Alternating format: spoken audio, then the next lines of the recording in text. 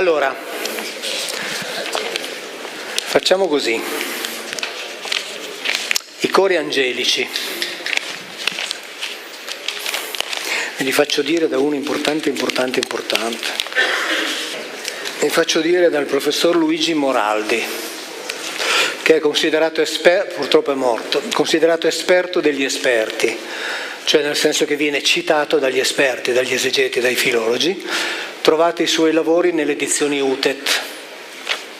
Allora, quando i testi parlano di brezza divina o dei cori angelici, si riferiscono al suono, cioè al rumore che precede sempre l'arrivo o l'apparizione del carro di Yahweh, e vengono trasformati in brezza divina. No, è fracasso. A meno che non vogliate considerare brezza divina un Boeing, quando lo sentite atterrare o lo sentite decollare, è brezza divina. Quando si dice che i cherubini benedicono, sapete che i cherubini sono dei robot, delle macchine volanti monoposto.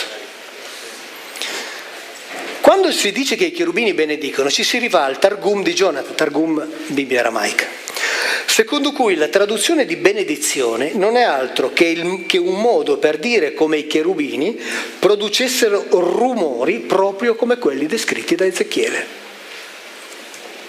E quando i cherubini si arrestano, stupenda, immediatamente tace il rumore e così pure il vento presente in tutti gli accampamenti degli Elohim.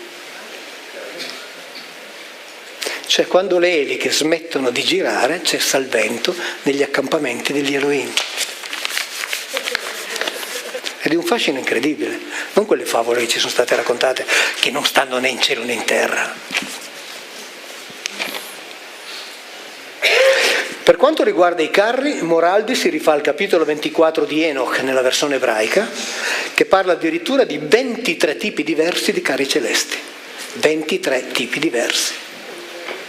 Nel libro La caduta degli dei io ho lavorato con 3 ingegneri aerospaziali, 3 che lavorano per il CIRA, Centro Italiano Ricerche Aerospaziali, che lavora per la NASA, 3 super specializzati.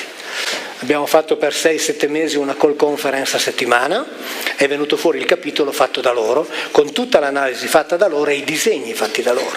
Quindi è gente che ha un lavoro altissimo, trovate tutte le specializzazioni, quindi è gente che ci ha messo la faccia, per dire in Ezechiele sono descritte queste robe qui, non ci sono dubbi. Adesso si sono messi in contatto con gli ingegneri aerospaziali che sono presenti nella parte del libro curata da Enrico Baccarini, che riguarda l'India, e leggendo i lavori reciproci vengono fuori delle cose interessantissime. Cioè il rapporto tra i carri volanti della Bibbia e i Vimana dell'Estremo Oriente. E li trovate disegnati sia gli uni che gli altri. E hanno lavorato separatamente. Ma guardate i disegni dei Vimana e i disegni del Kavod di Yahweh. Sono uguali. Ma hanno lavorato separatamente. Allora, i serafini. Noi sappiamo che ci sono le coorti angeliche, no? Anche qui io voglio essere molto chiaro.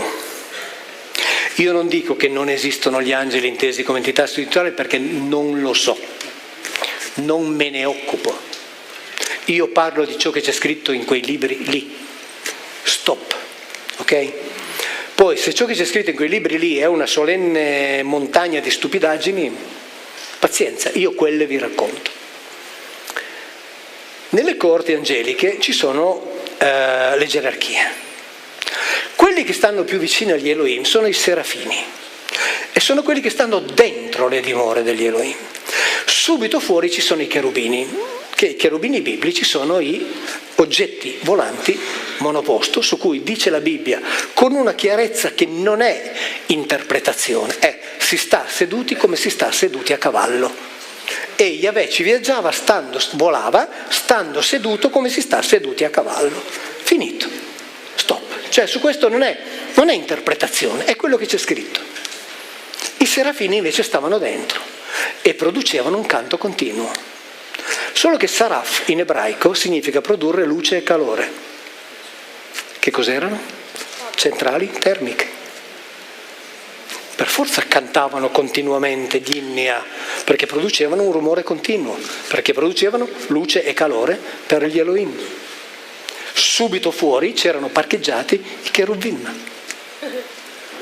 Belle tutte queste stupidaggini, voi fatene quel che volete, ovviamente. Buttatele via subito dopo, dicendo tanto quello lì dice solo stronzate. Non ha importanza, va bene così. Però vi racconto le cose come vengono fuori.